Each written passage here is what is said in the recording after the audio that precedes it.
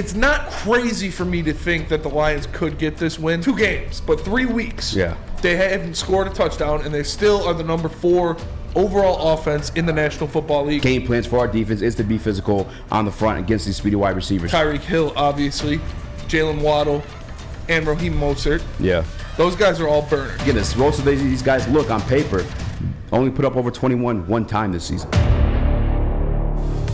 I think the Detroit Lions could beat the Miami Dolphins. I actually went ahead and I put money on the game itself. Money line money. How much? $2? Look, dog. 5. Oh, okay. Damn. You know what I'm saying? If you guys know me, I'm typically a $1 better. Okay. But this game's going to be a sweater. I put the 5. I put the Abe Lincoln on it. What about you? You think they can do it? You think I'm losing my money? What's up? I think they can. I think there are pictures you can paint. Yeah. That the Lions could pull this off. It's going to be tough because you're going up against, I've said it multiple times already this week, one of, if not the best wide receiver tandem in the NFL. You had probably 3 of the top 5 fastest offensive players in the NFL on the same offense, with Tyreek Hill, obviously, Jalen Waddle, and Raheem Mostert. Yeah. Those guys are all burners. And it's going to be tough for the Lions defense to stay behind those wide receivers and catch up to Mostert if he gets out in open space. But the Detroit Lions have a lot of things coming back to help them. They have a lot of things in their favor. A big part of it was what we saw out of their defense against the Cowboys. What we saw Josh Pascal do in his first run in the NFL. What the Detroit Lions showed us they could do by standing Aiden Hutchinson up, respecting what he does best as a pass rusher, leading to a sack and a half, leading to multiple pressures, leading to a tackle for loss. Sus, can you throw up that graphic of Aiden Hutchinson comparing his stances? Because we were preaching that for a while. I was preaching Numbers change, don't lie. and they finally did it. Numbers don't lie, even though they are PFF. But PFF, the one thing I give credit to with PFF is their pass rush stats. And you look at that, the Lions, with Aiden Hutchinson with the Lions in a 3-point stance for 177 snaps, he had a 57.4 pass rush grade. And in a 2-point stance, just that last game, it was 86.3. And then you look at his stats for Michigan. Come on. How can you see those and not make the change? In a 3-point stance, over 540 attempts, he was real low. And then you stand him up, and he turns into the monster that set the single-season sack record for the school. I think what we saw out of that defense against the Cowboys is the biggest thing, aside from what we're going to get into in the next segment. But there are things to look at because the Lions still have the number 4 offense in the NFL. Yeah. Without scoring a touchdown in 3 weeks. That's crazy, actually. It's two games, but 3 weeks. Yeah. They haven't scored a touchdown, and they still are the number 4 overall offense in the National Football League. They still average almost 400 yards per game. 395.2 to be exact. The Lions average 145.7 yards on the ground. Yeah. So they can go, and we know this Dolphins defense is not living up to what people thought it would be at the beginning of the year. They've been good, but they haven't been great. And the Lions offense needs that. They need to unlock what they had in the beginning of the season in those first 3 games where we were all saying, Ben Johnson's a genius, Jared Goff looked great, a lot of different things were happening. It's not crazy for me to think that the Lions could get this win. Yeah. But I think a lot of things will have to go right. A lot of things will have to go in favor of the Lions, and that's asking a lot. For them to play a perfect game on offense and defense with new pieces, with pieces returning, is asking a lot. Although the Dolphins are only averaging 21 points per game, the Lions still averaging 24.3 points per game without scoring a touchdown in their last 2. It's wild. It's wild. But I don't think you're crazy for putting it on the. This is a winnable game. Do I think they will? Probably not. Yeah.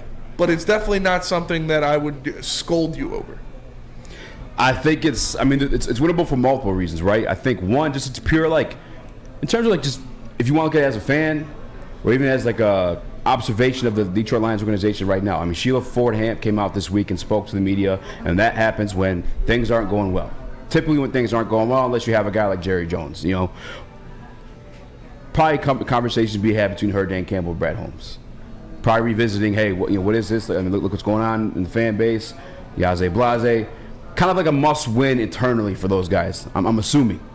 But beyond that, there's numbers that go along with it. By the numbers. By the numbers. And just like facts, too. Like the Miami Dolphins, first and foremost, I think that their passing offense ranks, and I probably should say this for my by the numbers segment, but the passing offense ranks as 27th worst in the NFL. Yes. All right, their secondary is dealing with some injuries. Even their boy, actually, you throw up the injury report for the Miami Dolphins if you can, Sus.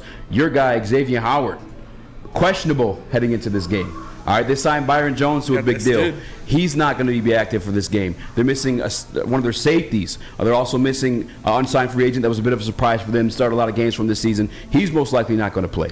Ron Armstead out. That's good for Aiden Hutchinson. The Detroit Lions, by the numbers, have the 4th ranked passing attack in the NFL.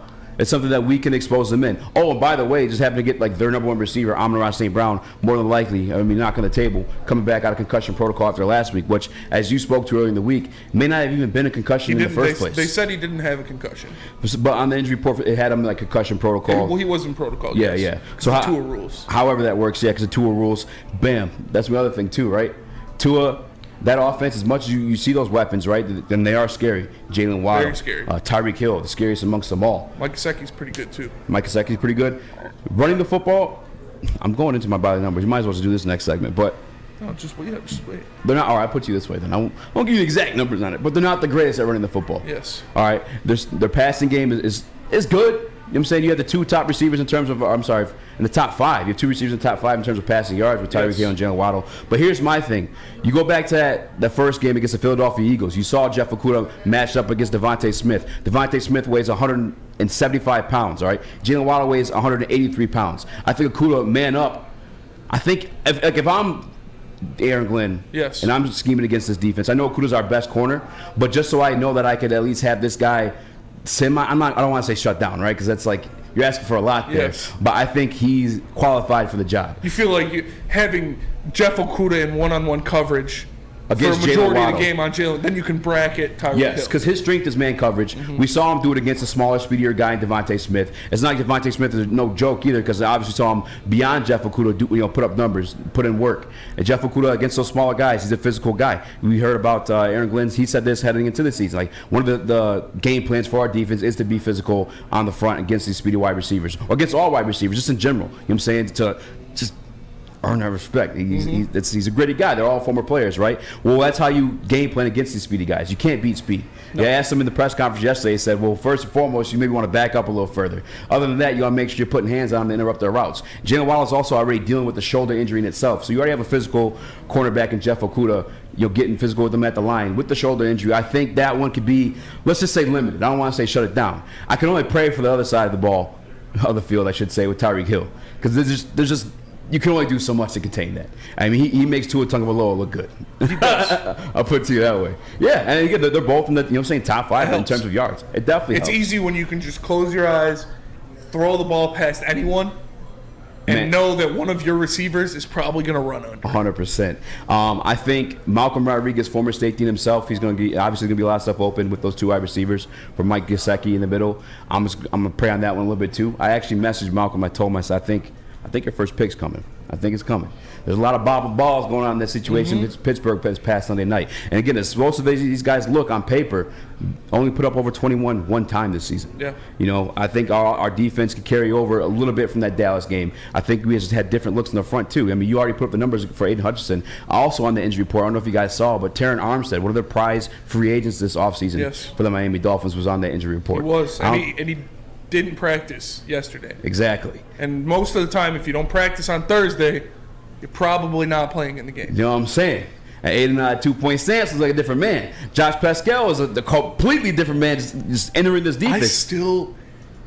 I can't believe what we saw out of Aiden Hutchinson. And I understand that it was going to get better, but when I saw him do the bull rush rip spin, different dude. Bull rush rip spin, I was like, Where was that? Like, you're two-point stance, combining man. 3 moves, and you couldn't do 2 out of the 3-point stance. It was pretty wild to see. Yeah. Outside of that, they're tied 9th for allowing the most sacks. Yes. Now, I know that Tua can scramble a little bit, but his brains got scrambled a little bit earlier in the season. I'm sorry it sounds the way it does, but it is. Hey, only I can make those jokes. Oh, sorry. Right? Yeah. I can say it. My friend's got scrambled brains. That's fair. Mashed potatoes. All right. RPO, the Detroit Lions not look good against in terms of going against the Philadelphia Eagles, but I can only hope and pray they learn from that experience. And obviously, Jalen, you know what I'm saying? I think they have experience against getting their ass kicked in that formation, that style, once to learn from. So I don't know, man. I think it's a winnable game. We'll get into it. We'll definitely get into it. I agree with you that it's winnable. I don't know if I'd put money on it, though.